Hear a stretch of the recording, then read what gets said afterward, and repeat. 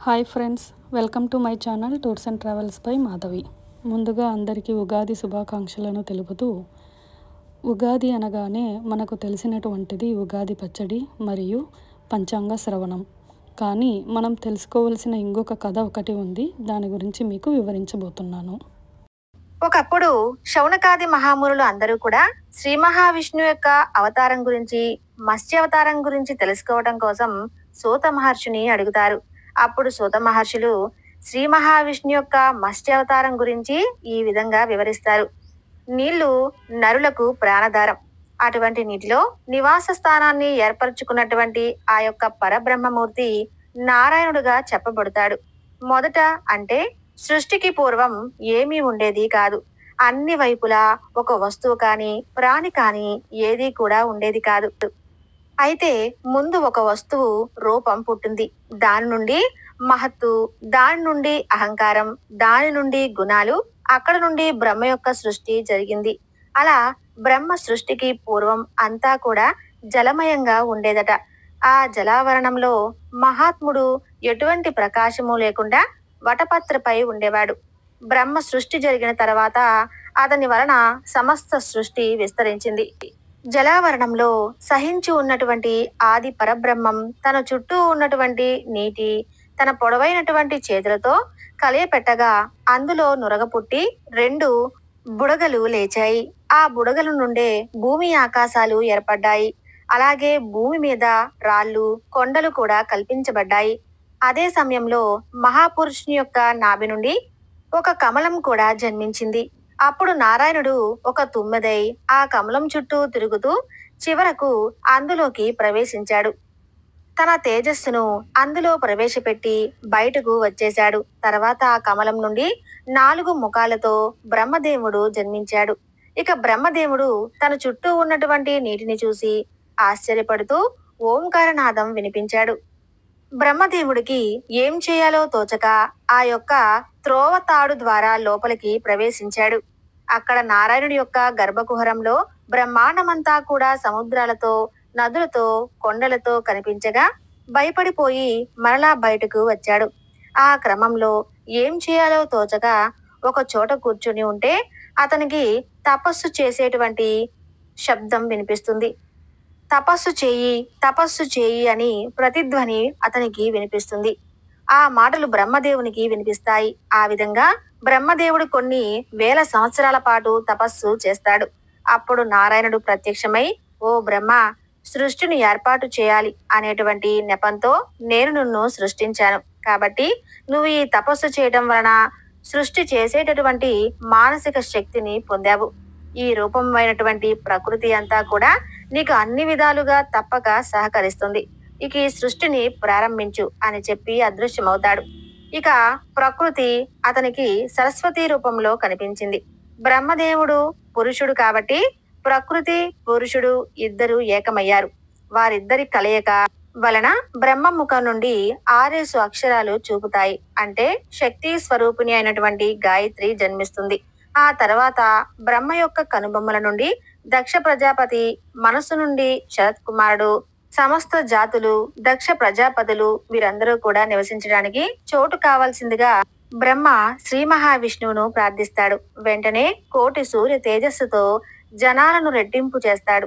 అప్పుడు బ్రహ్మదేవుడు భూమి, పూర్వలోకాలు, 7 అతలావితల సుతల ఆది లోకాలను 7 నిర్మిస్తాడు.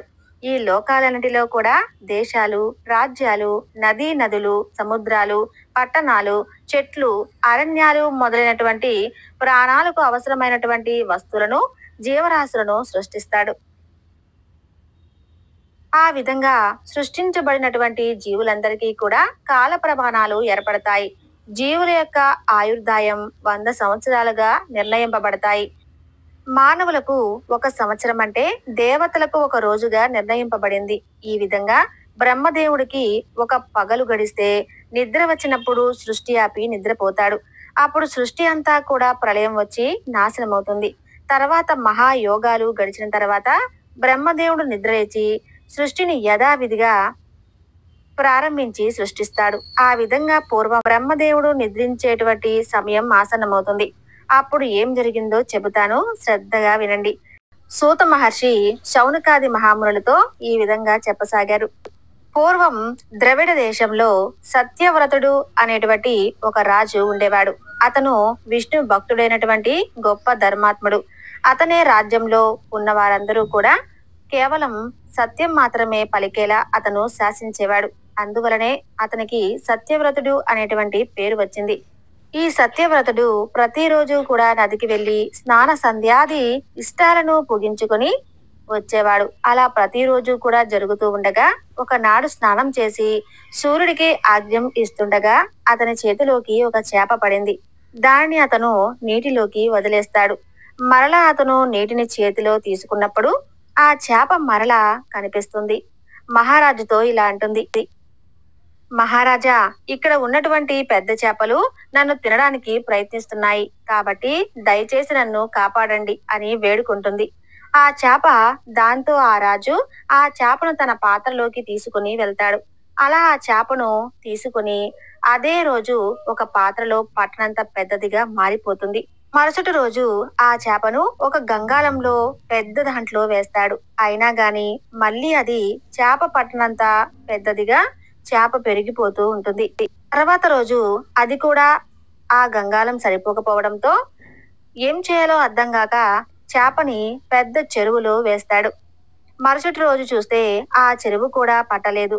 రాజు ఇక చేసేది లేక దానిని అతి కష్టం మీద సముద్రంలోకి విడిచిపెడతాడు. అప్పుడు చేప రాజుతో ఇలా అంటుంది, ఓ సత్యవ్రత, నేను శ్రీ మహావిష్ణువును. నేను మత్స్యావతారం ఎత్తి నీ దగ్గరకు చేరుకున్నాను. నన్ను ఎంతో భక్తి శ్రద్ధలతో బాగా కాపాడావు. నీకు ఇంకో 15 రోజుల్లో ప్రళయం రాబోతుంది, ముందే చెబుతున్నాను. దాంతో ఈ లోకమంతా కూడా మహాసముద్రపు నీటితో నిండిపోయి జీవులన్నీ కూడా చనిపోతాయి. కానీ నీలాంటి సత్యవ్రతుడు ఆ ప్రాయంలో చనిపోవడానికి వీల్లేదు. కాబట్టి నువ్వు ఒక పెద్ద నౌకను నిర్మించి అందులో మరలా సృష్టి చేయడానికి అవసరమయ్యేటువంటి ఔషధాలను విత్తనాలను వేసుకుని సిద్ధంగా ఉండు. నీతో పాటు 7 మహర్షులు కూడా ఆ నౌకలో ఎక్కుతారు. అప్పుడు నేను మీ అందరినీ కూడా మహాసముద్రంలో మునిగిపోకుండా పడవ తాడును నా నోటితో పట్టుకుని లాక్కుంటూ తీసుకువెళ్తాను. ప్రళయం సమాప్తమయ్యేంత వరకు మీకు తోడుగా ఉండి మిమ్మల్ని అందరినీ కూడా కాపాడుతాను అని చెప్పి పలుకుతారు. మత్స్యావతారంలో ఉన్నటువంటి శ్రీ మహావిష్ణువు యొక్క మాటలు విని ఆ రాజు కూడా ఎంతో సంతోషించి ప్రళయం కోసం ఎదురు చూస్తూ ఉంటాడు. ప్రళయ సమయం ఆసన్నమవుతుంది. 12 ఆదిత్యులు అలాగే ఆకాశంలోకి ప్రవేశిస్తారు. ఆయన వేడికి సర్వ జీవరాశులు నిప్పులో మాడి మసైపోతుంటాయి. అగ్నిదేవుడు విజృంభించి తన ప్రతాపాన్ని చూపిస్తుంటాడు. అలా కొంతకాలం గడిచిన తర్వాత మహావర్షం కురుస్తుంది. దాంతో విశ్వమంతా కూడా జలంతో నిండిపోతుంది. శ్రీ మహావిష్ణువు యొక్క అనుగ్రహం పొందడంతో సత్యవ్రతుడు అలాగే కొన్ని విత్తనాలతోనూ ధాన్యాలతోనూ ఉన్నవాడిగా సురక్షితంగానే ఉంటాడు. అయితే ఆ సమయంలోనే మత్స్యావతారంలో ఉన్నటువంటి శ్రీ మహావిష్ణువు వచ్చి ఆ పడవ తాడును నోటితో పట్టుకుంటాడు. ఆ సమయంలో 7 మహర్షులు పడవలోకి ఎక్కిస్తారు. ఆ చేప వారందరినీ కూడా ఉన్నటువంటి ఆ పడవను లాక్కుంటూ తీసుకుని వెళ్తుంది. అలా అనుకోకుండా 4 వైపులా మహా అంధకారం అలుముకుంటుంది. ఆ సమయంలో కేవలం ఆ యొక్క చేప తేజస్సు అలాగే ఆ పడవలో ఉన్నటువంటి 7 మహర్షుల యొక్క తేజస్సు తప్ప ఎటు చూసినా కూడా చిమ్మ చీకటిగా ఉంటుంది. ఆ విధంగా ప్రళయం అంతమయ్యే వరకు ఆ చేప వారందరినీ కూడా కాపాడుకుంటూ వస్తుంది. ఆ తరువాత బ్రహ్మదేవుడు నిద్రలేచి సృష్టిని కొనసాగించాలని చెప్పి ప్రయత్నిస్తుంటాడు. కానీ బ్రహ్మదేవుడు మాత్రం నిద్ర మేల్కొని చూడగా సోమకుడు అనేటువంటి ఒక రాక్షసుడు బ్రహ్మ దగ్గర ఉన్నటువంటి వేదాలను దొంగలించుకొని పోతాడు. ఆ విధంగా వేదాలు లేకుండా సృష్టి చేయడానికి తగినంత శక్తి సామర్థ్యం బ్రహ్మదేవుడి దగ్గర ఉండదు. ఇక బ్రహ్మదేవుడికి చేసేది ఏమీ లేక శ్రీ మహావిష్ణువును మనసులోనే ధ్యానిస్తాడు. ఇక శ్రీమన్నారాయణుడు బ్రహ్మ ముందు ప్రత్యక్షమయ్యాడు. బ్రహ్మదేవుడు ఇలా శ్రీ మహావిష్ణువుతో అంటాడు, స్వామి, నీకు తెలియదంటూ ఏదీ ఉండదు. దేవాదిదేవా, నీ వలనే ఈ లోకాలన్నీ కూడా పుట్టి పెరిగి చివరకు నీలోనే కలుస్తున్నాయి. నేను నిద్రపోయే సమయంలో సోమకుడు అనేటువంటి ఒక రాక్షసుడు నా వద్ద ఉన్నటువంటి వేదాలను అపహరించి మహాసముద్ర గర్భంలో దాచాడు. ఆ వేదాలు నా దగ్గర లేకపోవడం వలన సృష్టి చేయడంలో నాకు శక్తి పోయింది. నన్ను కరుణించి ఆ వేదాలను సంపాదించి నన్ను అనుగ్రహించండి అంటూ ప్రార్థిస్తాడు. అప్పుడు శ్రీహరి ప్రేమతో ఇలా అంటాడు: బ్రహ్మదేవా, విచారించవద్దు.